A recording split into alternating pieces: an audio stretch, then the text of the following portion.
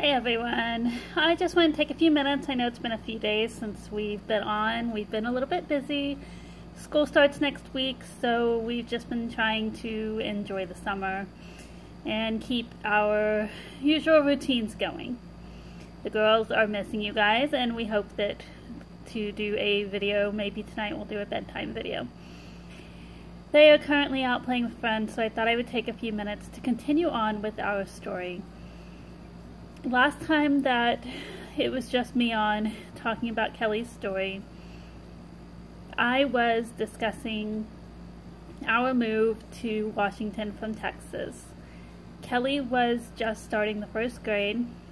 We were only a year into her being diagnosed with everything, and it was still a lot to process, and we were still handling a lot of behaviors. A lot had been achieved in her time in behavioral therapy, but we knew the move was going to be a big one. They loved Washington, but I knew what to expect with Kelly. I knew that there was going to be some pushbacks, and I knew there was going to be some old behaviors resurfacing. Our first couple of weeks here weren't too bad. We had a lot of runaround when it came time to getting Kelly enrolled in school. We were not able to get her into the school that I thought I was going to enroll her in because it was not our home school, according to our address. Then when we went to our home school, that school was to capacity for her grade, and so the district sent us somewhere else yet again. At first I was very frustrated with all of the runaround, but I quickly came to realize that it didn't need to be that bad. Kelly was going to be okay.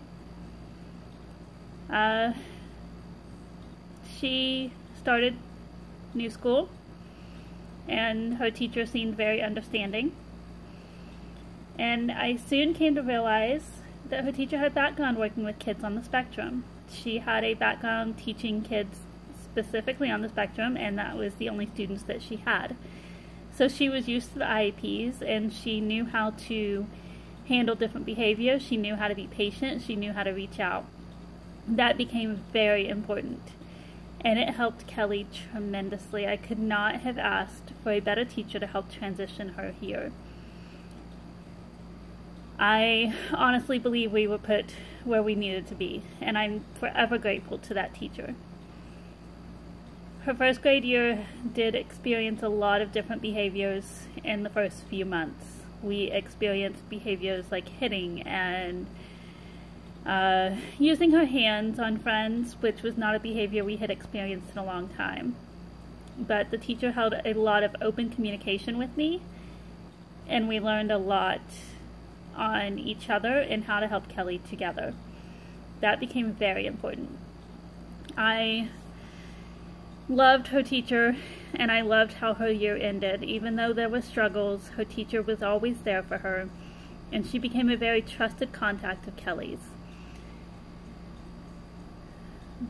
That being said, when the school year ended, I discovered that her teacher was no longer going to be teaching at the school, as she had accepted a position somewhere else.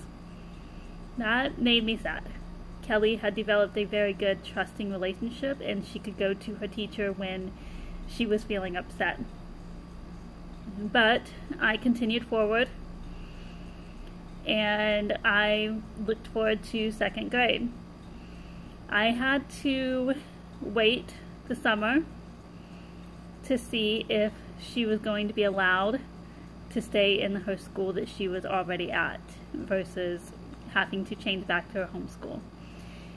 If you are familiar with anyone on the spectrum, you are familiar that change is not always a good thing. I didn't want to take her out of her routine when I had just gotten her adjusted to this school. It took some doing. It took a lot of frustration and waiting, but we finally did get the okay to stay at the school.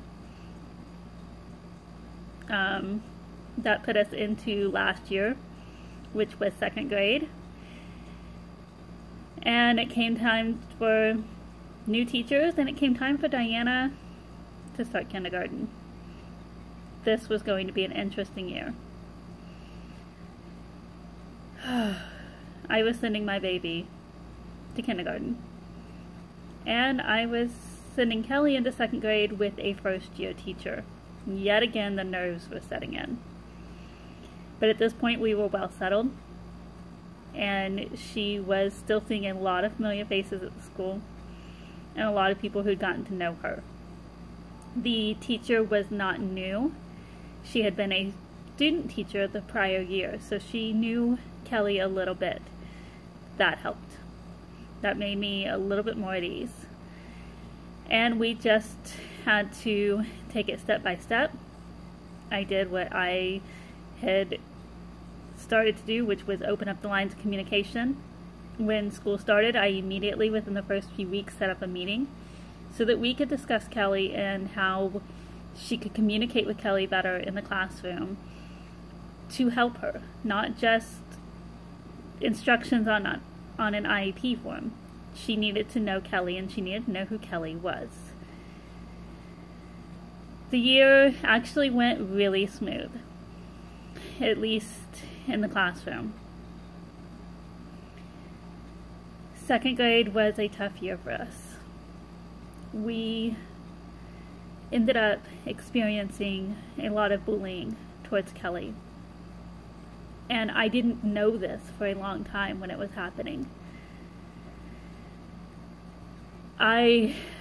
With my youngest in kindergarten, I became a volunteer at the school. It was probably halfway through the school year when I was there volunteering and helping out, and another student told me that Kelly was being bullied.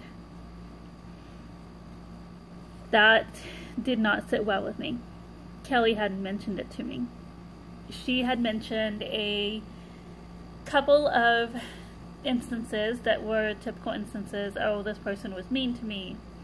But it had been maybe 2, maybe 3 times that I had known of, and it was nothing to be of concern about. When I was told that she was being bullied, I had to find out what was happening. Trying to get that information from Kelly wasn't going to be easy. We were in for a rough journey for the rest of the year. But I did eventually find out what was going on, and I started to ask her every day when I picked her up, what happened at recess? What happened at lunch? Was everyone nice to you? Was someone mean to you? I needed to know from her what happened without putting anything in her head. It was a very fine line to walk. But I did eventually realize there were different instances of kids kicking her and pushing her and calling her names, and it got to a point where it was just way too far. We began asking for more supervision for her at recess, and one of the recess aides was out there, always tried to keep an eye on Kelly. And one day when she turned her head away from Kelly for just a couple of minutes to scan the playground, help look for any other issues, Kelly had been fine. She turned away. When she looked back, there was 4 to 5 kids over at Kelly, kicking her, pushing her, and Kelly hadn't been doing anything to them. At that point, I had to take it to the school. I was hurt. I was angry. I knew something had to be done. I couldn't suggest that Kelly stay inside during recess because she loved being outside, and it wasn't fair to be punishing her.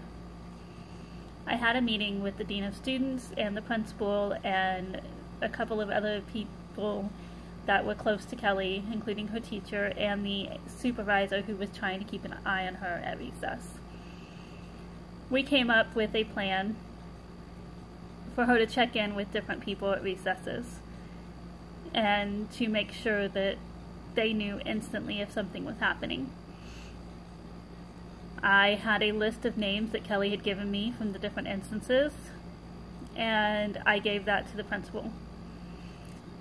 She called the parents, and after that, the rest of the school year seemed to go okay. Kelly began to develop a group of friends who appreciated her for who she was. And they tried to look out for her. At recess, they would keep her away from the other kids that were trying to put her in dangerous situations.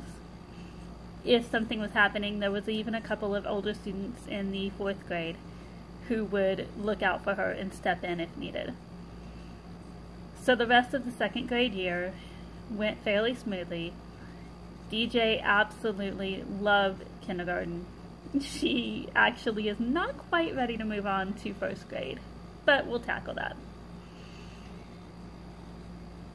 I know this is one of the longer videos out there, guys. I just want to make sure that as school is starting, you remind your kids again to look out for other students.